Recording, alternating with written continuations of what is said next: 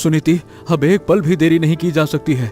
नदी का किनारा टूट गया है। मैंने अपनी आंखों के सामने गोमती का घर पानी में बहते देखा है। हमारे घर में भी पानी लगभग घुटनों तक आ गया है। अब ये घर नहीं बचेगा सुनीति, नहीं बचेगा। इस रात को हम कहाँ जाएंगे? टुक्कू सो रहा है, उसे गोद में लेकर इस बारिश में किस तरफ जाऊं? गांव के लोग क्या कर रहे हैं? पड़ोस के हरिदा ने क्या किया? उनकी पत्नी तो बीमार थी। हरिदास शाम से पहले ही अपनी पत्नी को लेकर निकल गए। कोई नहीं रुक रहा है सुनीति, कोई नहीं। सब मंडल बाबू के 2 मंजिला मकान में गए हैं, लेकिन वो पश्चिम की तरफ है और अब पश्चिम का पूरा रास्ता डूब चुका है पानी में। हमारे लिए उधर जाना नामुमकिन है, नामुमकिन है। तो फिर क्या करोगे? देखो, अगर हमें जाना ही है तो पूरब की तरफ जाना होगा, यानी जंगल की तरफ। अरे कम से कम उधर कुछ ऊंची जगह है, पानी वहां इतनी जल्दी नहीं पहुंचेगा। जंगल में इस रात के अंधेरे में जाओगे? क्या तुम पागल हो गए हो? उस जंगल के भीतर तुम खुद दिन के उजाले में भी नहीं जाते। जहाँ लोग कहते हैं कि डाकुओं का डेरा है, तुम वहाँ जाने की बात कर रहे हो। देखो, मैं सब कुछ सोच समझ कर ही कह रहा हूँ सुनीति। अरे डाकुओं के डर से यहीं बैठे रहेंगे तो बाढ़ में बह जाएंगे। ये बिल्कुल वही हाल है कि एक तरफ कुआं, दूसरे तरफ खाई। अरे जब मरना ही है तो जहाँ सबसे देरी में मरेंगे वहां चलते हैं ना। अरे डाकुओं का बाद में देखा जाएगा, पहले बाढ़ से तो बचे। अब इन दोनों में से किसी एक को चुनना होगा। अरे कम से कम डाकू इंसान तो हैं, ये भी तो सोचो। हाथ जोड़ने पर शायद कुछ रहम खा जाए। अरे जान से ना माने तो गुलामी करवा लेंगे। मैं कुल्हाड़ी ले रहा हूँ, और सुनो, एक बढ़िया मस्त दरात भी ले लो, हंसिया। ठीक है, लेकिन मन ही मन भगवान को याद कर लो।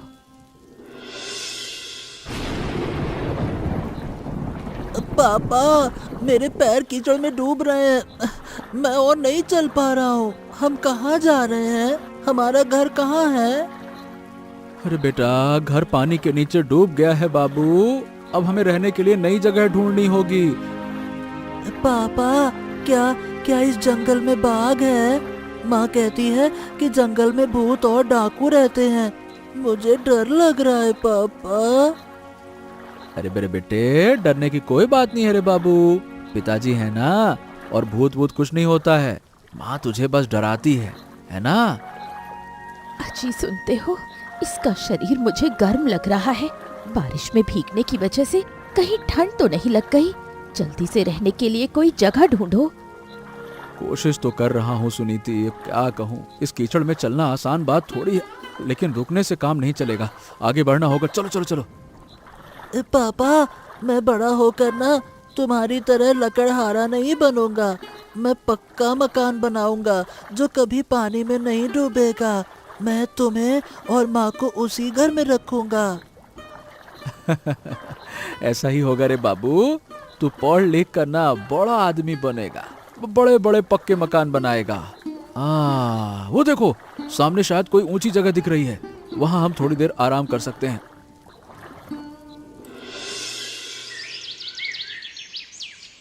मैं इस जगह को पहचान नहीं पा रही हूँ। तुम तो रोज लकड़ियाँ काटने जंगल आते हो। क्या ये रास्ता तुम्हारी पहचान का है? सच कहूँ तो मैं भी पहचान नहीं पा रहा हूँ। मैं जिस तरफ लकड़ियाँ काटता हूँ वो पश्चिम का जंगल है।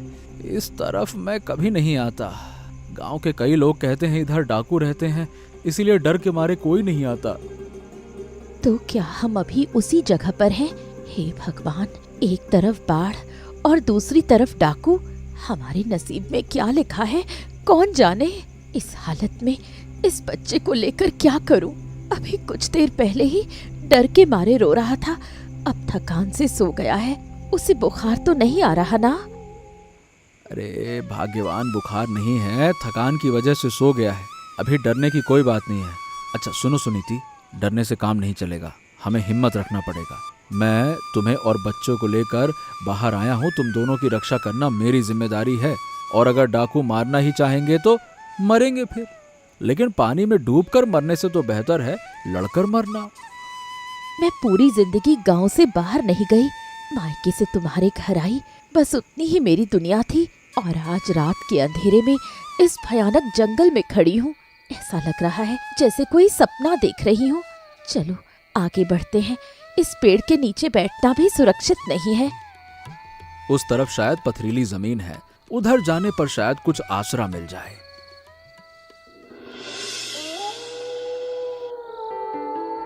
अरे कौन हो तुम लोग? इस रात में यहाँ क्या कर रहे हो? जानते नहीं ये किसका इलाका है? तुम्हारे हाथ में क्या क्या है? क्या कुल्हाड़ी? अरे अभी इसी वक्त इसे जमीन में फेंक दो, नहीं तो अच्छा नहीं होगा। हाँ भैया कुल्हाड़ी फेंक रहा हूँ। मैं लकड़हारा भोला हूँ, नदी किनारे के गांव से आया हूँ। बाढ़ में हमारा घर बह गया। बेटे और पत्नी को बचाने निकला था और अंधेरे में रास्ता भटक गया। अरे हम किसी की बात पर भरोसा नहीं करते। यहाँ कितने ही लोग जासूसी करने आते हैं। हालांकि तुम्हारा चेहरा देखकर नहीं लगता कि तुम लोग खतरे वाले हो, लेकिन ये सरदार को समझना होगा।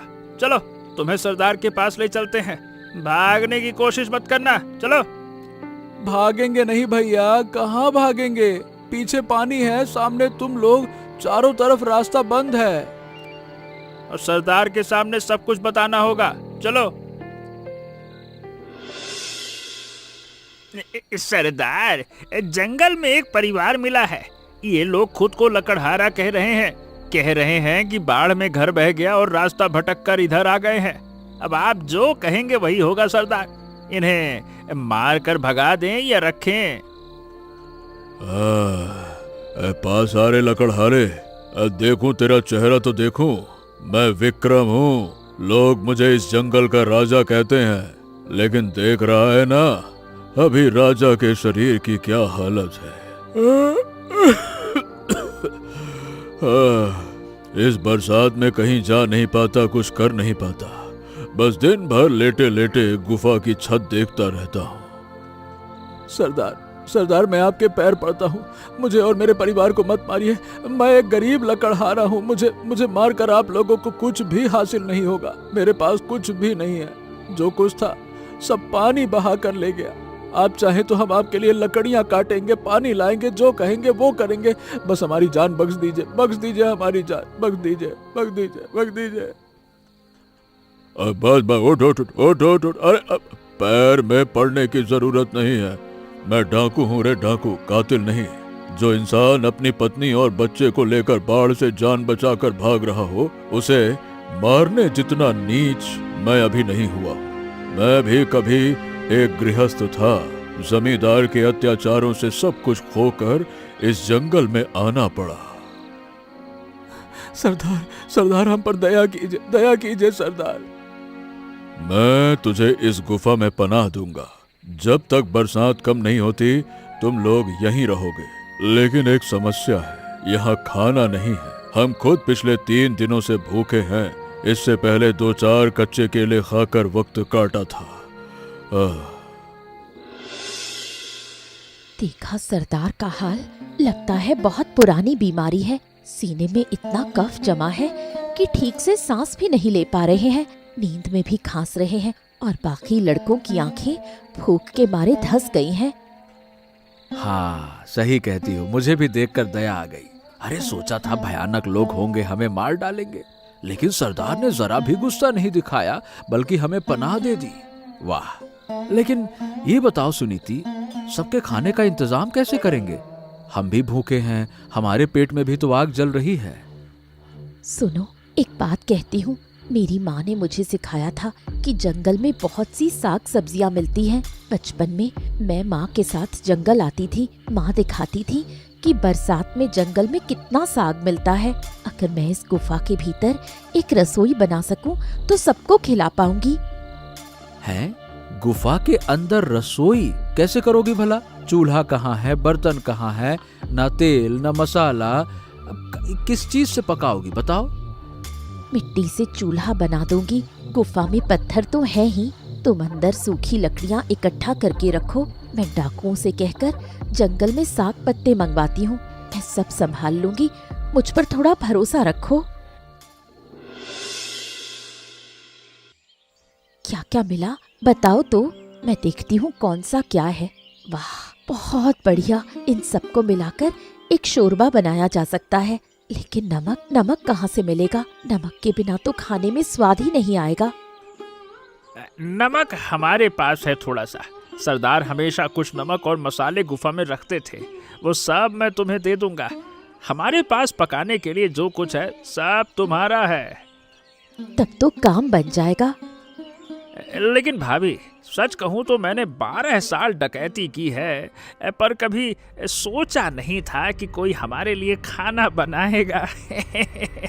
हम तो चोर डाकू हैं, हमें देखकर तो लोग भाग जाते हैं, और तुम हमारे लिए खाना बना रही हो, ये बात मुझे समझ नहीं आ रही। भूख की कोई जाति या धर्म नहीं होता फणी भाई। भूखे को खाना खिलाना पुण्य का काम है, चाहे वो इंसान कोई भी हो। तुम डाकू रहे या राजा, मुसीबत में सब बराबर हैं। और तुम लोगों ने तो इस आफत में हमें आसरा दिया है। क्या ये छोटी बात है? अगर तुम लोग ना होते तो आज रात हम तीनों पानी में बह गए होते। भाभी, बहुत दिनों बाद किसी ने हमसे इतने प्यार से बात की है। पता है भाभी, जब मैं 5 साल का था ना, तभी माँ गुजर गई थी। उनका चेहरा भी मुझे ठीक से याद नहीं है। तब से इन्हीं रास्तों पर भटका हूँ, मार खाई है, चोरी की है, और आखिरकार डाकू बन गया। लेकिन आज जैसे माँ की याद आ रही है। फणी भाई, तुम्हारी माँ अभी भी है, देखना एक दिन सब ठीक हो जाएगा।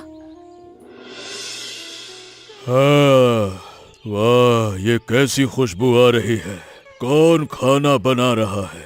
फणी, अरे ओ फणी, गुफा में क्या हो रहा है? मुझे उठने में मदद कर, मैं देखना चाहता हूँ।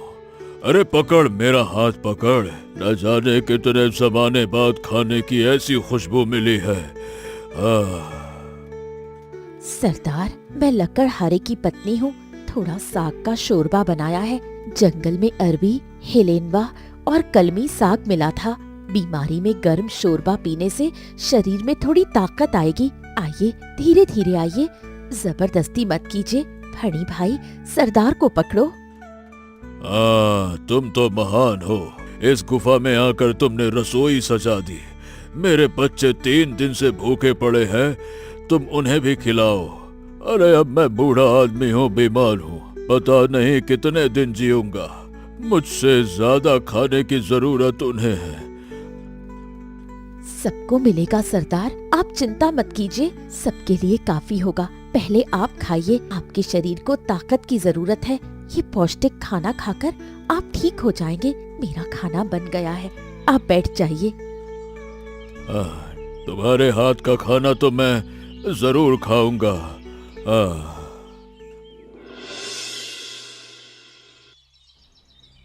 फरी काका, क्या तुम सच में डाकू हो? पर तुम देखने में तो डाकू जैसे नहीं लगते।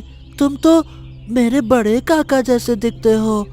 मेरे बड़े काका ना शहर गए हैं काम करने, बहुत दिनों से आए नहीं हैं, चिट्ठी भी नहीं भेजते। पापा कभी कभी काका को याद करके रोते हैं। अच्छा ये बताओ, तुम मेरे काका बनोगे क्या? ये बता रे, डाकू देखने में कैसा होता है? क्या डाकू के सींग होते हैं क्या? पूंछ होती है? अरे डाकू भी इंसान होता है रे बाबू। मैं जानता हूँ डकैती अच्छी बात नहीं है। चल, मैं बनूंगा तेरा काका, तेरा प्यारा काका। काका काका, मेरे काका। अच्छा काका, आपको पता है माँ ना दुनिया की सबसे अच्छी रसोइया है। गांव में जब कोई दावत या शादी होती है तो माँ ही सब खाना पकाती है। सब कहते हैं कि मेरी माँ के हाथों में ना जादू है, जादू। तेरी माँ सच में बहुत अच्छा खाना बनाती है। सरदार ने खुद खाकर तारीफ की है, हम सबको बहुत अच्छा लगा। तेरे माता पिता दोनों बहुत अच्छे इंसान हैं रे। ऐसे लोग भी दुनिया में होते हैं, ये मुझे आज ही पता चला। अच्छा काका, ये बताओ, तुम रो क्यों रहे हो? क्या डाकू भी कभी रोते हैं? डाकू तो रुलाते हैं। अरे रोते हैं रे बाबू। डाकू भी रोते हैं, और हम लोग वो डाकू नहीं है जो रुलाएं, समझा?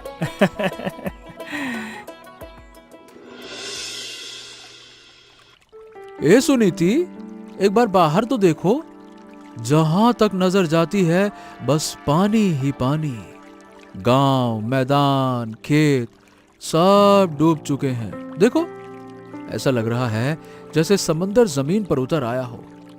हमारा घर जहां था वहां शायद अब मछलियां तैर रही होंगी, लेकिन इस गुफा के अंदर पानी नहीं आ रहा है।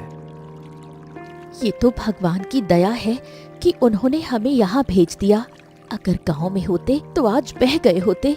इस गुफा ने ही हमारी जान बचाई। और रसोई में देखो, मैंने कितना कुछ इकट्ठा कर लिया है। फड़ी भाई और उनकी टोली के लड़के रोज जंगल से जो कुछ ला पाते हैं, सब मिलाकर काफी इंतजाम हो गया है। कल पुंटी मछली का शोरबा बनाऊंगी। सुनीति, तुमने तो इस गुफा को ही घर बना दिया है। मुझे तुम पर पूरा भरोसा था और तुमने उसे सच कर दिखाया। सब लोग तुम पर गर्व कर रहे हैं। हमारी ये नेकी शायद एक दिन इन्हें सचमुच बदल देगी।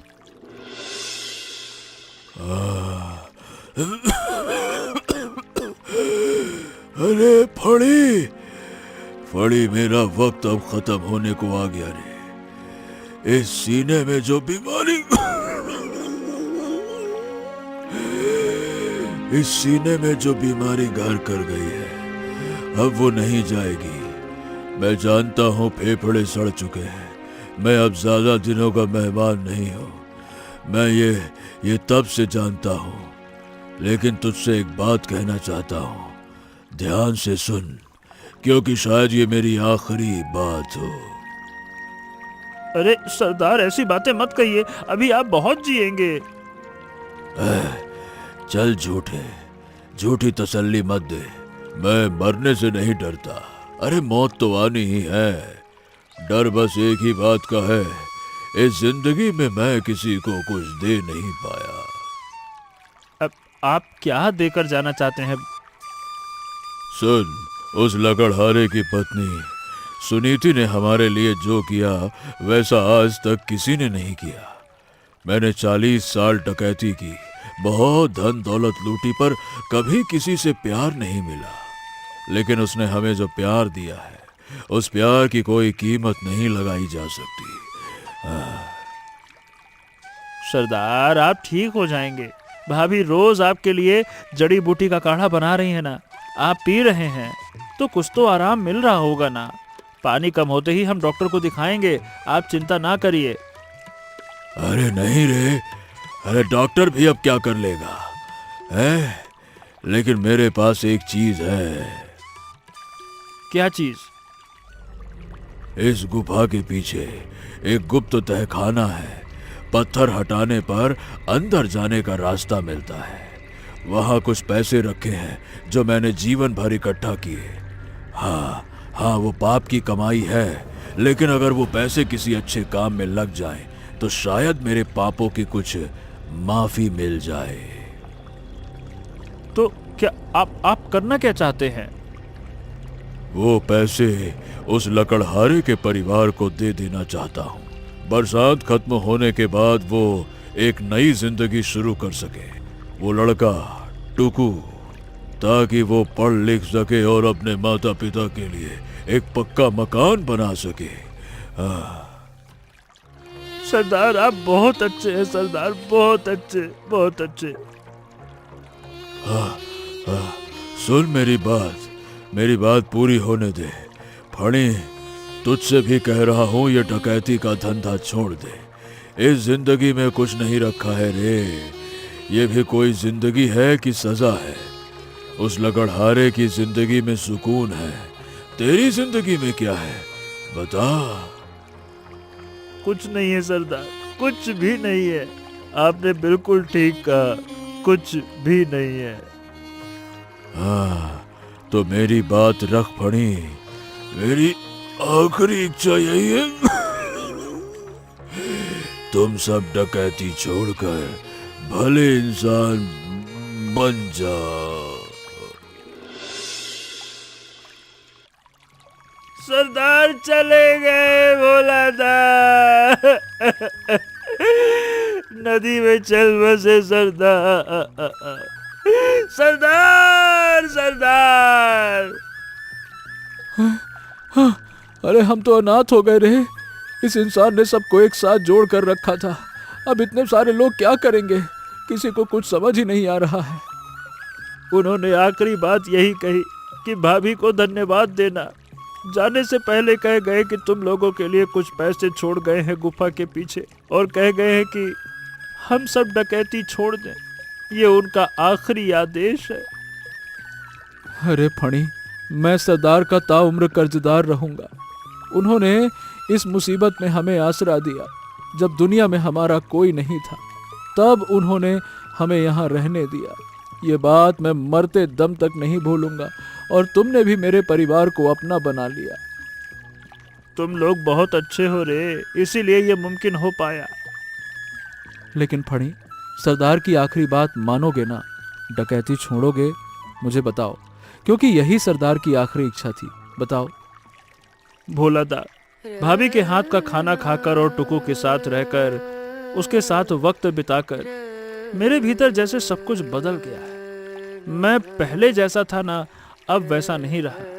मैं समझ पा रहा हूँ कि इंसानों की तरह जीना किसे कहते हैं। लेकिन डकैती छोड़ देंगे तो करेंगे क्या? कहाँ जाएंगे? हमें काम कौन देगा? सब तो यही जानते हैं कि हम डाकू हैं। मेरे दिमाग में एक योजना है फड़ी, ध्यान से सुनो। क्या योजना है? सरदार के छोड़े हुए पैसों से हम एक काम कर सकते हैं। देखो, बरसात खत्म होने के बाद गांव के पास एक होटल खोलेंगे। सुनीति के हाथ का हुनर तो तुमने देखा ही है। वो खाना बनाएगी तो सोचो होटल कैसा चलेगा। हम सब मिलकर उस होटल को चला सकते हैं और तुम लोग भी मदद कर पाओगे। इतने दिनों में तुम लोगों ने भी तो बहुत से काम सीख लिए हैं ना। होटल? सच कह रहे हो भोलादा? लेकिन क्या ये हो पाएगा? अरे क्यों नहीं हो पाएगा? कोशिश तो कर ही सकते हैं ना। और यही उनके प्रति सच्ची श्रद्धांजलि होगी। सरदार बहुत खुश होंगे। फणी भाई, देखो धूप निकल आई है। कितने दिनों बाद ऐसा साफ आसमान देख रही हूँ। लग रहा है पानी उतरने लगा है। दूर जमीन दिखाई दे रही है। कुछ ही दिनों में सब सूख जाएगा। वाह, सचमुच इतने दिनों बाद ये सब देखकर बहुत अच्छा लग रहा है। बहुत अच्छा। जब सब ठीक हो जाएगा तब हम नए सिरे से शुरुआत करेंगे। मेरे पति ने तुमसे होटल के बारे में बात की। तुम्हारी टोली के लड़के क्या कह रहे हैं? उनसे बात हुई तुम्हारी? भाभी, तुमसे एक बात कहता हूँ। मेरी टोली के सारे लड़के राजी हैं। किसी एक ने भी मना नहीं किया। और जितने दिन तुमने खाना बनाया है वो सब तुम्हें माँ की तरह देखते हैं। तुम्हें काकी माँ, चाची जी कह के बुलाते हैं। मैं जानती हूँ उनमें से ज्यादातर की ना माँ है, ना बाप है और ना ही कोई घर है। हाँ, बिल्कुल सच। बचपन से सड़कों पर भटके हैं, मार खाई है और आखिरकार सरदार के पास आकर डाकू बन गए। डकैती के अलावा वो कुछ नहीं जानते। लेकिन तुमने उन्हें दिखा दिया कि एक दूसरी जिंदगी भी मुमकिन है। वो अब ईमानदारी से जीना चाहते हैं। भाई, इंसान बदलता है। तुम खुद इन कुछ दिनों में बदल गए हो। इतने दिनों में हमें जो तजुर्बा मिला है, उसी तजुर्बे को लेकर अब हम बाहर जाएंगे और अपनी इस रसोई को और बड़ा बनाएंगे। इस बरसात ने हम सबको सिखा दिया कि रसोई के काम में कैसे मदद की जाती है। हम बहुत कुछ सीख गए हैं भाभी, और अब हम तुम्हें इतनी मेहनत नहीं करने देंगे। हमारा होटल हर गरीब दुखिया के लिए खुला रहेगा और वहाँ सबकी जगह होगी फणी भाई। तुम्हारी टोली के लड़कों की और उन जैसे अनगिनत गरीब परिवारों और पूरे गांव की। हमारी ये रसोई बहुत से लोगों का भला करेगी। भाभी, तुम सिर्फ खाना बनाना ही नहीं जानती, अरे तुम्हारा दिल भी बहुत बड़ा है। हमारे सरदार इंसान पहचानने में कभी भूल नहीं करते थे। ये बात तुम दोनों को देखकर ही हम समझ पाए थे। खैर, अब से सबको साथ लेकर धीरे धीरे काम में जुटना होगा। मैं जाता हूँ और सबको बताता हूँ। देखा ना आपने, इस महाविपत्ति के बाद भी अगर हम ईमानदार रहें तो न सिर्फ हमारे सामने अच्छे दिन आए, बल्कि हमारे साथ साथ कई लोग भी बदल गए जो पहले कितने बुरे इंसान थे। इसलिए अगर आप सब अच्छे बने रहेंगे तो आपको देखकर ये समाज भी बदलेगा। हमारी ये कहानी आपको कैसी लगी हमें कमेंट करके जरूर बताइएगा और चैनल को सब्सक्राइब करके दोस्तों के साथ में शेयर कीजिएगा।